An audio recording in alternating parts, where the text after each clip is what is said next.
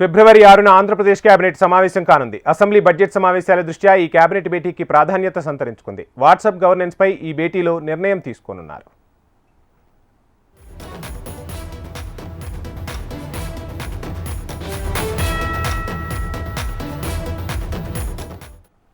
ఫిబ్రవరి 6న AP cabinet సమావేశం జరగనుంది. Assembly budget సమావేశాల దృష్ట్యా ఈ కేబినెట్ భేటీకి ప్రాధాన్యత సంతరించుకుంది.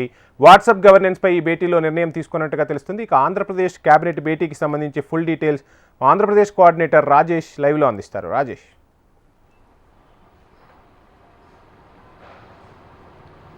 వంశీ, వచ్చే నెల 6వ తారీఖున ఏపీ బడ్జెట్ సమావేశాలు ప్రారంభం నేపథ్యంలో ఈ 6వ తారీఖు క్యాబినెట్ సమావేశం నిర్వహిస్తున్నారు. ముందస్తుగా ఏపీ బడ్జెట్ సమావేశాలకు సంబంధించిన ప్రతిపాదనలు ఏవైతే ఉన్నాయో ఈ ప్రతిపాదనల గురించి చర్చించేందుకు క్యాబినెట్ సమావేశం ఈ నెల 6వ తారీఖు వచ్చే నెల 6వ తారీఖున జరగబోతుంది. అయితే ఈ క్యాబినెట్ సమావేశంలో ప్రధానంగా చూసుకుంటే వాట్సాప్ గవర్నెన్సీ మీద కూడా పూర్తిగా ఆమోదం తెలిపే అవకాశం కనబడుతుంది. అంటే గతంలో రెండు దఫాలుగా ఈ వాట్సాప్ గవర్నెన్సీ మీద చర్చలు జరిగినప్పుడు కూడా కొంత సందిగ్ధంలో ఉన్న ప్రభుత్వం అయితే ఈసారి కేబినెట్ సమావేశంలో వాట్సాప్ గవర్నెన్సీ కూడా పూర్తిగా ఆమోదించే అవకాశం కనబడుతున్నట్టు తెలుస్తుంది. అయితే బడ్జెట్ సమావేశాలకు సంబంధించిన అంశాలు ఏవైతే ఉన్నాయో బడ్జెట్ ప్రతిపాదనలు సంపూర్ణంగా ఏపీ ప్రభుత్వం ఏర్పడిన తర్వాత మార్చి బడ్జెట్లో ఏదైతే ఉందో ఈ ప్రతిపాదనలు పూర్తి స్థాయిలో అమలు చేసే విధంగా, అదేవిధంగా సంక్షేమ పథకాలకు పెద్దపీట, అదేవిధంగా సంక్షేమ పథకాల్లో ఏవైతే ప్రభుత్వం గతంలో ఎన్నికల సమయంలో హామీ ఇచ్చిందో ఆ హామీలకు మిగిలినవి ఉన్నాయి ఏవైతే ఉన్నాయో వాటికి సంబంధించిన అంచనాలు పూర్తి స్థాయిలో ఎక్కడ ఇబ్బందులు లేకుండా బడ్జెట్ కేటాయించే అంశాల్లో కూడా ఈ కేబినెట్ సమావేశంలో చర్చ జరగబోతుంది.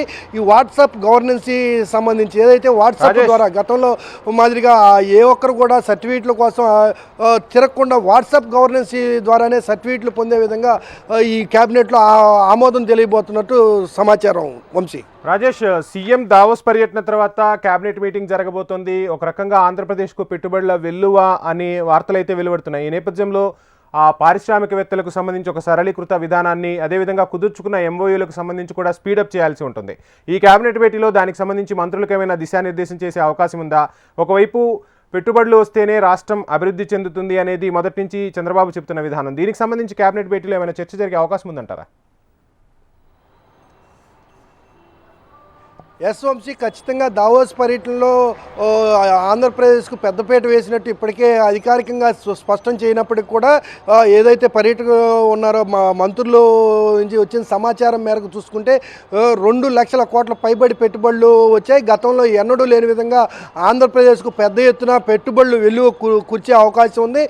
దావోస్ పర్యటనలో వెళ్ళిన రాష్ట్రాలకు సంబంధించిన ముఖ్యమంత్రులు కావచ్చు, ప్రతినిధులు మంత్రులు కావచ్చు, కేంద్ర మంత్రులు కావచ్చు, ఎవరైతే వెళ్ళారో వీరందరూ కూడా సీనియర్ పొలిటీషియన్గా, అదేవిధంగా సీనియర్ అవగాహన కలిగిన నేతగా ఉన్న ముఖ్యమంత్రి చంద్రబాబు నాయుడు పెద్ద ఎత్తున పెట్టుబడుల ఆకర్షణ మీటింగ్లు కూడా ఇప్పటికే కొనసాగినట్టు, అదేవిధంగా దాదాపు వెళ్ళిన ప్రతి క్షణం నుంచి కూడా ఒక్క నిమిషం పాటు కూడా వ్యర్థం చేయకుండా ఎక్కడ కూడా సొంత ప్రయోజనాలకో లేదంటే వ్యక్తిగత విలాసాలకు సమయాన్ని కేటాయించకుండా ఏ ఒక్కరు కూడా మంత్రులు సైతం ఖచ్చితంగా స్పష్టంగా ప్రతిరోజు కూడా దావోస్లో ఉన్న వ్యాపార దిగ్విజయాలతో సమావేశాలు ఏర్పాటు చేసుకోవటం, సమావేశాల్లో ఇక్కడ ఉన్న వసతుల గురించి చర్చించుకోవటం, వాటి మీద అవగాహన చేసే విధంగా తెలియబెట్టడం. ఇప్పటికే దాదాపు 2 లక్షల కోట్ల పైబడి పెట్టుబడులకు కూడా దిగ్గజయ కంపెనీలు ముందుకు వచ్చినట్టు తెలుస్తుంది. అయితే పూర్తి వివరాలను మాత్రం అధికారికంగా ఎక్కడా కూడా